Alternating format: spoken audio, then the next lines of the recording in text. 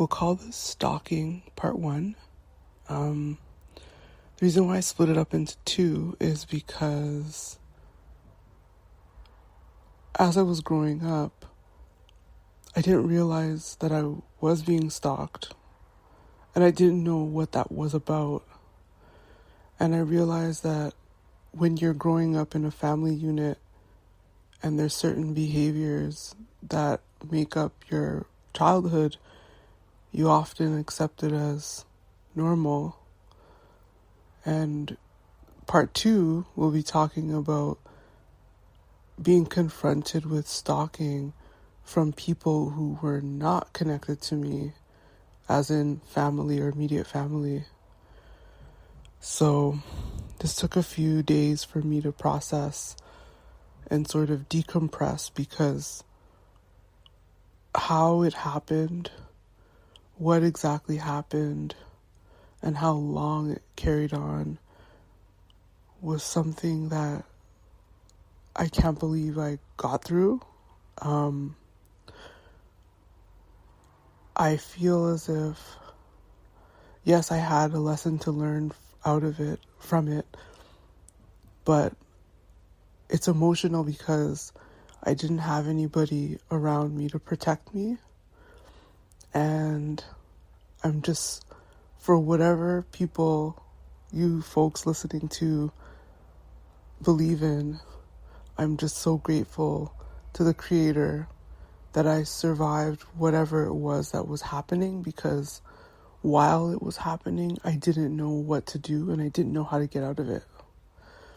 And to any of you who know me personally, even when I was working with you or going to school with you, a lot of you did not know what I was going through because I didn't know what to tell people and how they'd be able to help me. And this is my whole life. So if you knew me in grade school, then grade school. If you knew me in high school, then high school. If you knew me in university, university. If you knew me on the job, at the job. So here goes. So growing up, I grew up in a very strict Nigerian household. My dad was very strict, and I was a firstborn, so that's one of the reasons why. Because him and my mother had a very tumultuous marriage, by the time he remarried my stepmom, he was very, very strict on me in many areas of my life. And I talk about this in the book, where sometimes when fathers have daughters, or children in general, and they made mistakes in their first marriage or relationship, they often hold every single image or value about the partner onto the kids. And I was victim of that. So my dad saw a lot of things about my mom he didn't like. And so he made sure that he did everything possible to not make me like my mother. So I learned a lot of things about who she was based on how he treated me, which is really, really bad. Really bad. But my dad was very strict. I wasn't allowed to speak a certain way. I wasn't allowed to dress a certain way. I could not wear my hair a certain way. I wasn't allowed to go out. So for all of you who see me at the events, going to house music events and parties, just don't judge. I'm just relaxing because my whole life was tight, And that's one thing I see in common with the men I encountered in the house music community that ended up stalking me and bullying me. They used my wanting to be out and networking as kind of like a weapon to show that I was out of line or promiscuous, when it had nothing to do with that. But that's for part 2. So yes, I wasn't allowed to go out. My dad would always pick me up, drop me off to school. I wasn't even allowed to speak to him a certain way. And a lot of that intensity from when him and my stepmom first married to me going into high school, it remained that way. And because I was afraid of him, I didn't cross the line because I just wanted peace. But it didn't even matter that I wanted peace because the war always came towards me with my dad. My father was very invasive, and he wanted to make sure that like he controlled my happiness. So if I was happy on my own with maybe something I did for myself, that was frustrating to him.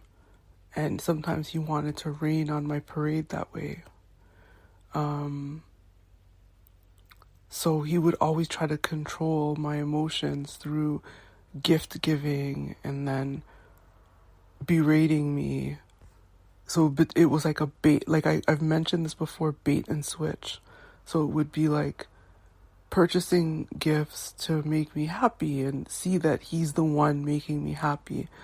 And then now turning around and now I become the punching bag of his frustration and anger. So it went back and forth. With my dad being so strict, I always thought it was culture. I always thought like this is how Africans growing up in like strict backgrounds, especially colonial or Catholic, I always thought this is how they were. But then when I met other people similar to myself, like their lives might have been firm but not as strict as mine. And so after my dad and my stepmom got divorced, I was so relieved because at least I was able to kind of do things the way I wanted, even though I had to hustle a bit. And although that part was where I had a little freedom, I was now met with or being introduced to what stalking was like, and that I didn't know.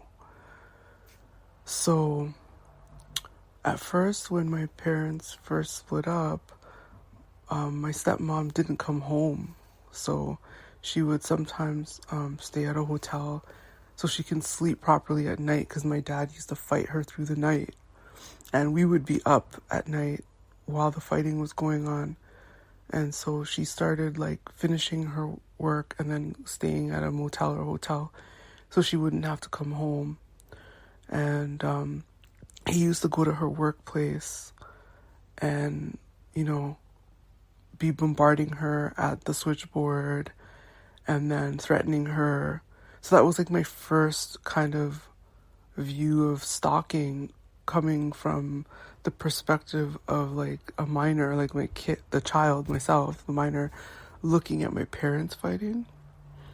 And he used to do that quite often. And I felt uncomfortable, but I didn't know like when he would stop doing something like that. And I just thought it might have been an isolated incident because of the nature of the situation. So when I finally stopped going home, once the divorce was, you know, underway, I never spoke to my dad again for 11 years because he was showing up to my job and asking coworkers or management when my shift was. And for people who think that every family is similar, they would just give him my exact work schedule, and then he just kept coming back to my job. And it wasn't even a situation of him coming back to my job to have like a normal conversation because the circumstances wasn't normal.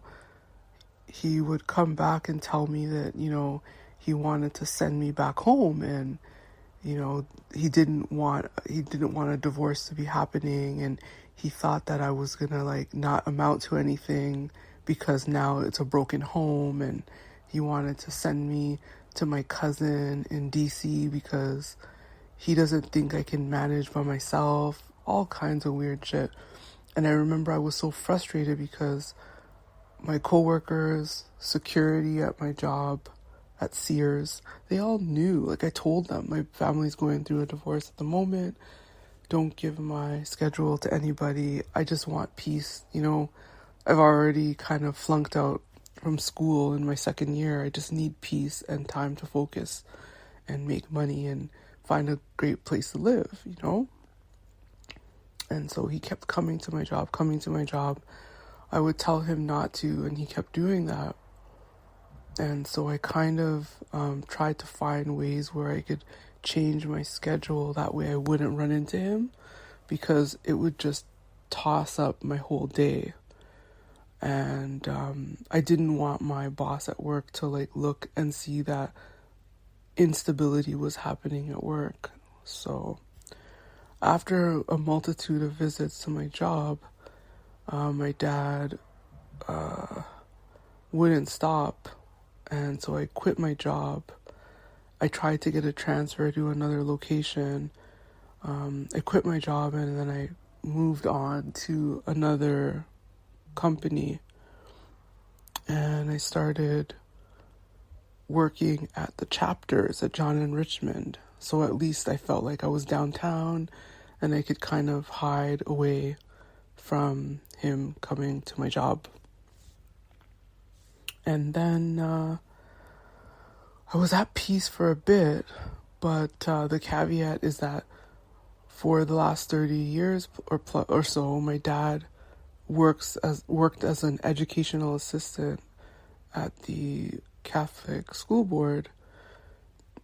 So he worked downtown, and he was a taxi driver for 30 plus years too. So after he would finish his day job, he would drive a taxi at night. And by then I hadn't been talking to my dad for 3 years or 4 years or so. And so he'd be driving around picking up fares all over the city. But I always felt like he was looking for me. And the 1 or 2 times I saw him on the street, he would park right at the corner, pop the doors open, and just start yelling at me on the street. And I remember feeling so terrified because he'd already threatened me before at work, and he already threatened, my stepmom at work. And he just kept saying, I was disrespectful, and he would send me back. It was so intense. And I just felt so afraid, because I just wanted peace. And those isolated incidents really got me focused and buckling down on leaving the city so that I can just have peace, because it had been so exhausting growing up, and now I'm reaching that university age, and here we are still being controlled and followed. So yeah, after university and I graduated, got ready to go to Japan, and I remember being on the flight from Toronto to Osaka, and I just took a deep breath, because I was like, okay, I could finally not feel like I'm looking over my shoulder. And so I just kept my distance. My stepmom and dad were battling divorce. The battle for the divorce in court was at least 5 to 6 years, maybe, on and off, back and forth. And so, time passed. I came back to Toronto, and within a year or two of coming back from Toronto,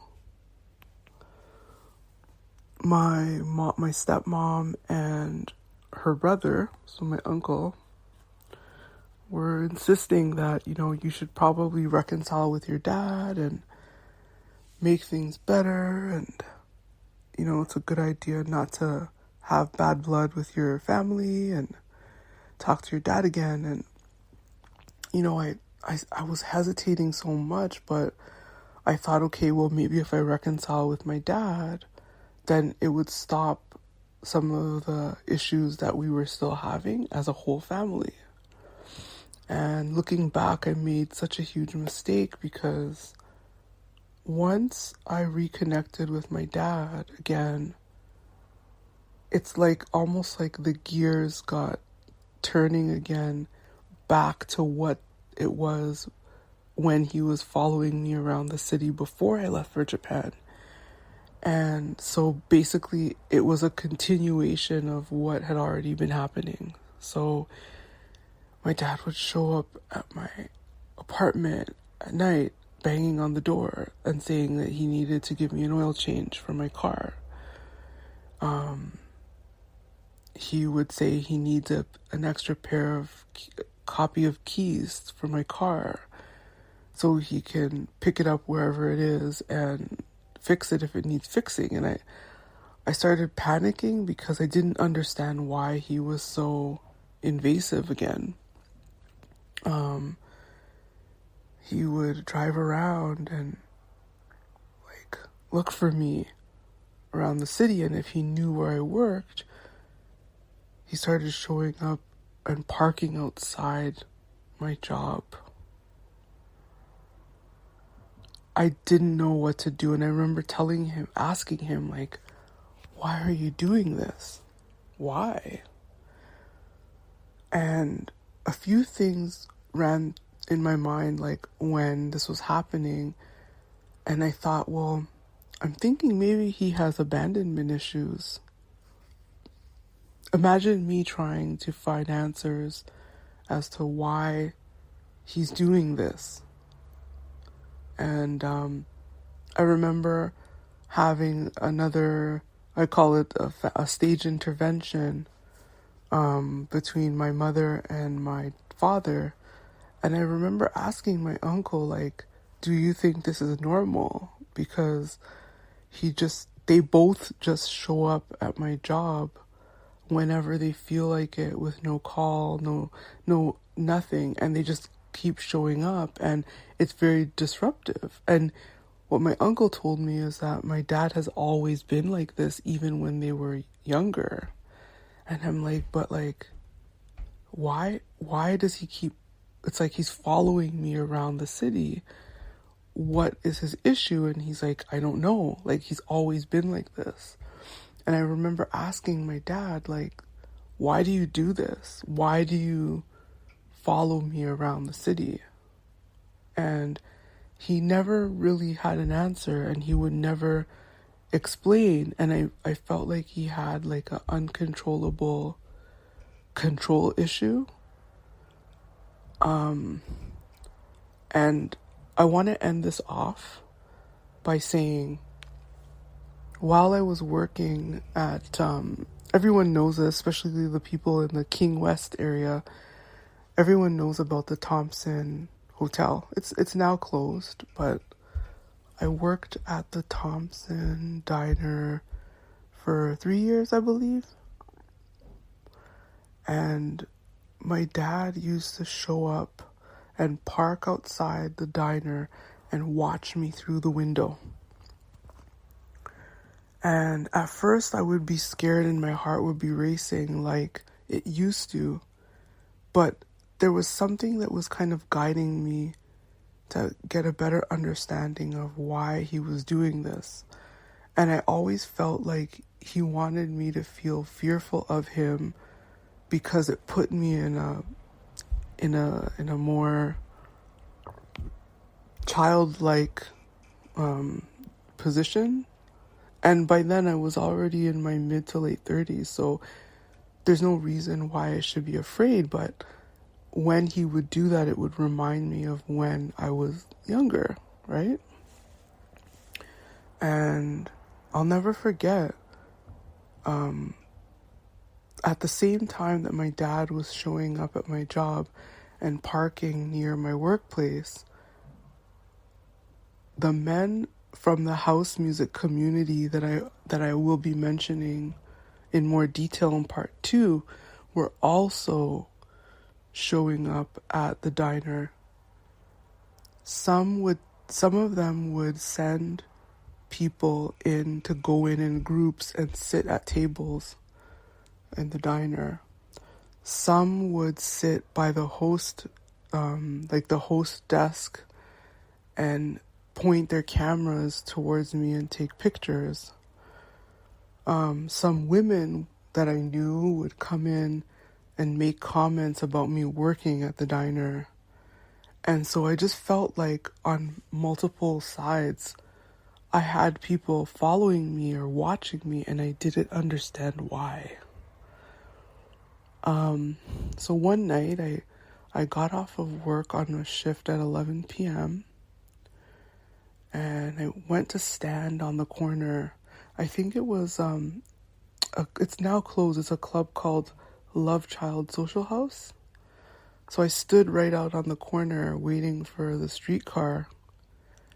And my dad pulled up his taxi cab, pulled down his windows, and he started yelling at me, and he called me a fucking bitch. And I remember like the crowd of people that was standing outside the club queuing to go in for the night. And I was shocked because I didn't even know why he was standing outside my job. There's a problem with, I think, with men who don't know how to regulate their temper or emotions when it comes to women. And it doesn't matter if it's your neighbor or your landlord or your boss or your coworker or a friend or even a friendship group. There's something about wanting to control a woman or someone that they see that should be weaker than them. And even when you set boundaries about what you're comfortable with, what you're not comfortable with, it starts to hit dangerous territory when they're angry that you won't stop what you're doing in order to tend to them or give them attention or to put yourself in a weaker position by being fearful. And I remember calling my stepmom and telling her what happened, and she didn't really say anything. And I didn't know what to do because I never experienced how to like solve something where someone's trying to put you in a fearful position. And I remember from that day onwards, I started exiting work from the back exit and taking an Uber from the back of the building, or I would exit out the back of the building and walk to Portland because the hotel was on King Street.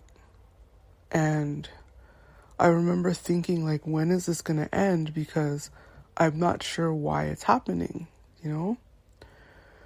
So this stalking kind of transferred over from home with my dad to public with men that I knew in passing or men who were connected to my abusers. I'll talk about that in part 2. Thank you.